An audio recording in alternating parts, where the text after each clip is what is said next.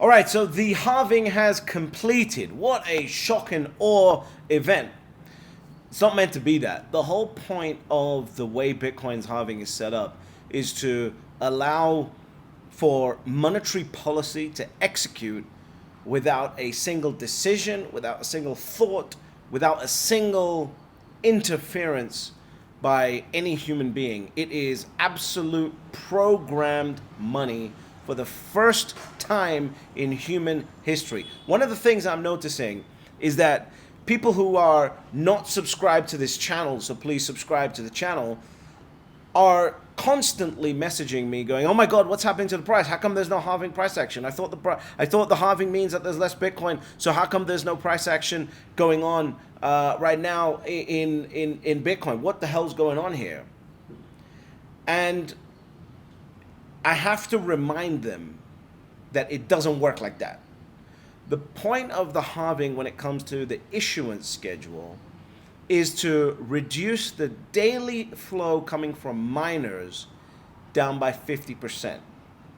And that daily flow that comes down by miners by 50% means that from that block forward, well, from that period forward, we now work to a 3.125 Bitcoin per block reward from a 6.25 block reward. So this is a classic.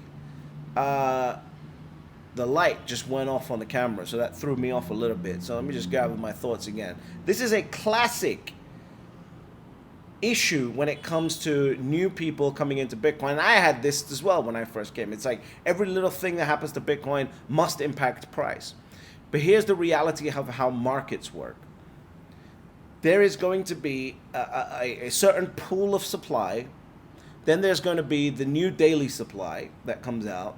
And then there's going to be the demand that's chewing up that pool of supply and daily supply. And so it's going to take a little bit of time in order to chew up all of the daily supply that has been forced out of the market, or forced into the market rather, from a supply perspective, based on the price dip that we've had going into the halving.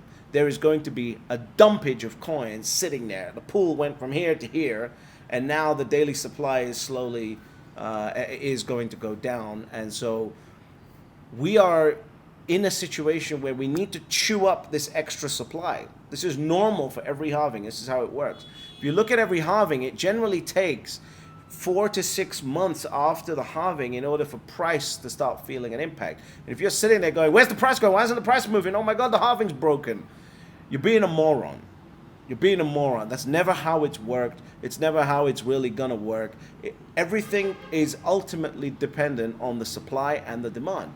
And what's happened in the last couple of weeks is that the supply has shot up. The pool of supply has expanded from this amount to this amount, and now we've got a slow drip of daily supply coming in. It's been halved again. So, but this supply needs to be chewed up. And I predict that that supply is going to be chewed up a lot faster than what people think, and I think it's going to be a lot quicker than what a lot of people are estimating with the 4 to 6 months. I think that because we've got ETFs buying now, remember, this is the first halving that we're going to have where there's less Bitcoin on exchanges as we go into the halving. That is a huge change in the market that you need to pay attention to. So there's never an immediate effect when it comes to the halving in terms of price. It doesn't work like that. You now have all of this supply that needs to get chewed up, and eventually it will. And then once that gets chewed up, it's going to be topped up at a slower rate, which is what makes that price take off. So if you're sitting there going, "Oh my God, Bitcoin price isn't moving anywhere, the halving broke," you're a moron, right? You need to understand exactly what's going on here. It doesn't work like that. It never works like that. It never has worked like that.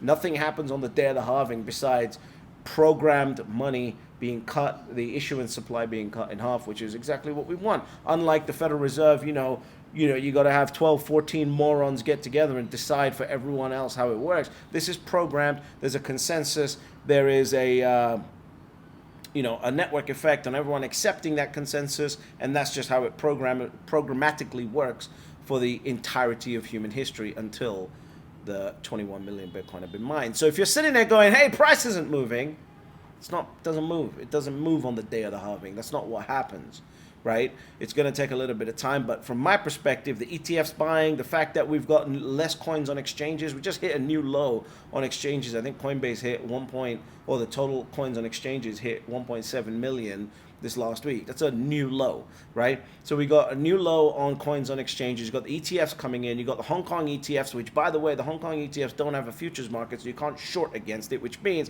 that $100 million long day on the Hong Kong ETFs is actually $100 million long day when you might need like $500 million in the US markets because you got, $400 million worth of shorts going on. So there's that thing that's quite interesting. You got the London markets opening up. You got demand flowing in. You've got the market that's correcting right now. People are shitting themselves about the stock market correcting. The Bitcoin is a pivot. You got BlackRock coming out advertising all over the place. You got BlackRock coming out and saying Bitcoin is the most widely adopted digital asset ever.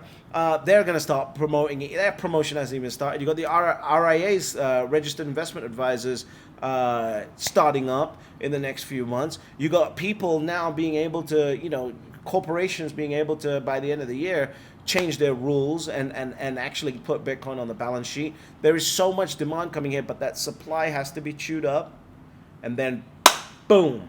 Right? That's what needs to happen. So that's what we're waiting for now. After a halving, what we wait for is that excess supply based on a crash, a liquidity generation crash, to get chewed up. And once that gets chewed up, it gets topped up at a slower rate because the halving has now happened.